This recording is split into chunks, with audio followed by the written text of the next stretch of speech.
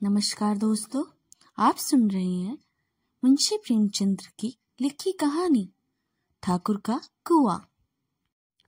जोखू ने लोटा मुंह से लगाया तो पानी में सख्त बदबू आई। गंगी से बोला, यह पानी कैसा है? मारे बास के पिया नहीं जाता, गला सूखा जा रहा है और तू सड़ा पानी पिलाई देती है। गंगी प्रतिदिन शाम पानी भर लिया करती थी। कुआं दूर था, बार बार जाना मुश्किल था। कल वह पानी लाई, उसमें से बदबू बिल्कुल भी ना आती।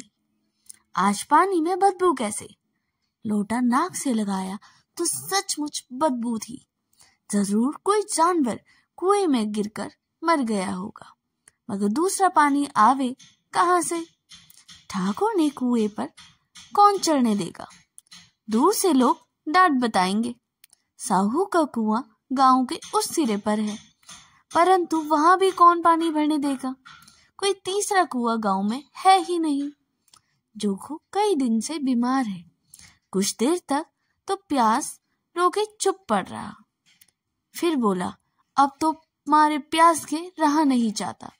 ला थोड़ा पानी नाक बंद करके पी ही लूं। गंगी ने पानी ना दिया। खराब पानी से बीमारी बढ़ जाएगी, इतना जानती थी, परंतु यह नहीं जानती थी कि पानी को उबाल देने से उसकी खराबी जाती रहती है। बोली, यह पानी कैसे पियोगे? ना जाने कौन जानवर मरा है। कुएं में से दूसरा पानी लाई देती हूँ। जोखू ने आश्चर्य से उसकी ओर देखा।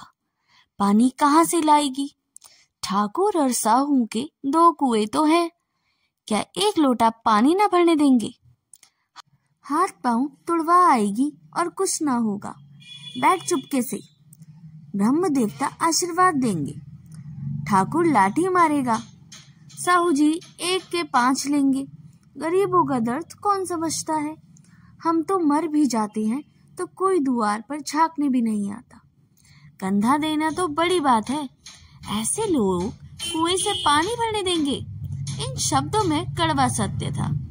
गंगी क्या जवाब देती, किंतु उसने वह बदबू पानी पीने को ना दिया। रात के 9 बजे थे। थके मांदे मजदूर तो सो चुके थे। ठाकुर के दरवाजे पर 10-5 बेफिक्र जमा थे। मैदानी बहादुरी का तो अब जमाना ना रहा, ना मौका। कानूनी बहादुरी की बातें हो रही थी। कितनी होशियारी से ठाकुर ने थानेदार को एक खास मुकदमे में रिश्वत दी और साफ निकल गए। कितनी अक्लमंदी से एक मार्के के मुकदमे की नकल ले आए। नाजिर और मोहतमीम सभी कहते थे, नकल नहीं मिल सकती। कोई 50 मांगता है, कोई 100। यहाँ बेपसे कौड़ी नकल उड़ा दी है। काम करने ढंग चाहिए। इसी समय गंगी कुएं से पानी लेने पहुंची।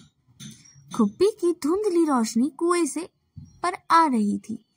गंगी जगत की आड़ में बैठे मौके का इंतजार करने लगी। इस कुएं का पानी सारा गांव पीता है, किसी के लिए रोका नहीं है। सिर्फ ये बदनसीब नहीं भर सकते। गंगे का विद्रोही दिल रिवाजी पाबंदियों और मजबूरियों पर चोटें करने लगा। हम क्यों नीच हैं और ये लोग क्यों ऊंचे हैं? इसलिए कि ये लोग गले में तांगा डाल देते हैं। यहाँ तो जितने हैं एक से एक छठे हैं। चोरी ये करे, जाल फरेब ये करे, झूठ मुकदमे ये करे। अभी इस ठाकुर ने तो उसी दिन बेचारे गडरिये की भेड़ें चुरा ली थी और बाद में मारकर खा गया। इन्हीं पंडित के घर में तो 12 मास जुआ होता है। यही साहू जी तो घी के तेल में मिलाकर बेचते हैं। काम करा लेते हैं, मजूरी देते नानी मारते हैं। किस किस बात में हमसे ऊंचे हैं। हम गली गली चिल्लाते नहीं कि हम ऊंचे हैं।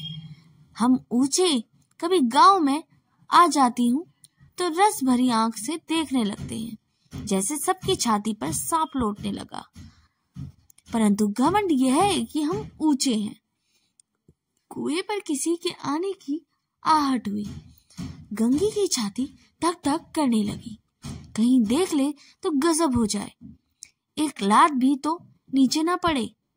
उसने घड़ा और रस्सी उठा ली और झुक कर चलती हुई एक वृक्ष के अंधेरे साए में जा खड़ी हुई। कब इन लोगों को दया आती है किसी पर। बेचारे महंगू को इतना मारा कि महीने लू थूकता रहा, इसलिए तो कि उसे बेगार ना दी थी। इस पर भी ये लोग ऊंचे बनते हैं। कुएं पर स्त्रियां पानी भरने आई थी। इनमें बात हो रही थी। खाना खाने चले, हुक्म हुआ कि ताजा पानी भर लाओ। घड़े के लिए पैसे नहीं है। हम लोगों को आराम से बैठे देखकर जैसे मर्दों को जलन होती है।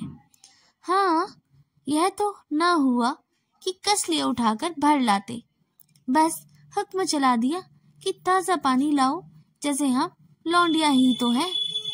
लौंडिया नहीं तो और क्या हो तुम। रोटी कपड़ा नहीं पाती, 10-5 रुपए भी छीन झपट कर ले ही लेती हो। और लौंडिया कैसे होती? मत लजाओ दीदी, छिन भर आराम करने को जी तरसता रह जाता है। इतना काम किसी दूसरे के घर पर कर लेती तो इससे कहीं आराम से रहती। ऊपर से यह एहसान मानता, यहाँ काम करते करते मर जाओ, पर किसी का मुंह सीधा ही नहीं होता। दोनों पानी भरकर चली गई तो गंगी वृक्ष की छाया से निकली और कुएं की जगत के पास आई। बेफिक्रे चले गए। ठाकुर भी दरवाजा बंद कर अंदर आंगन में सोने जा रहे थे। गंगी ने क्षणिक सुख की सांस ली। किसी तरह मैदान तो साफ हुआ। अमृत चुरा लाने के लिए जो राजकुमार किसी जमाने में गया था, वह भी शायद इतनी सावधानी के साथ समझ बूझकर ना गया हो। गंगी दबे पांव कुएं की जगत पर चढ़ी और विचा के ऐसा अनुभव उसे पहले कभी नहीं हुआ। उसे रस्सी का फंदा घड़े में डाला और दाएं बाएं चौकन्नी दृष्टि से देखा, जैसे कोई सिपाही रात को शत्रु के किले में सुराग कर रहा हो। अगर इस समय वह पकड़ ली गई तो फिर उसके लिए माफी या रिदायत की रत्ती भत्ती उम्मीद नहीं थी। अंत में देवताओं को याद करके उसे कलेजा मजबूत किया और घड़ा कुएं में डाल दिया। घड़े ने पानी में गोता लगाया, बहुत आहिस्ता, जरा भी आवाज ना हुई। गंगी ने 2-4 हाथ जल्दी जल्दी मारे और घड़ा कुएं के मुंह तक आ पहुंचा। कोई बड़ा शहजोर पहलवान भी इतनी तेजी से ना खींच सकता था। गंगी झुकी कि घड़े को पकड़कर जगत पर रखे एकाएक ठाकुर साहब का दरवाजा खुल गया। शेर का मुंह इससे अधिक भयानक ना होगा। गंगी के हाथ से रस्सी छूट गई। रस्सी के साथ घड़ा धड़ाम से पानी में गिरा और कई क्षण तक पानी में हिलकोरे की आवाज सुनाई दे रही। ठाकुर, कौन है, कौन है? पुकारते हुए कुएं की तरफ आ रहे थे और गंगी जगत से कूदकर भागी जा रही थी।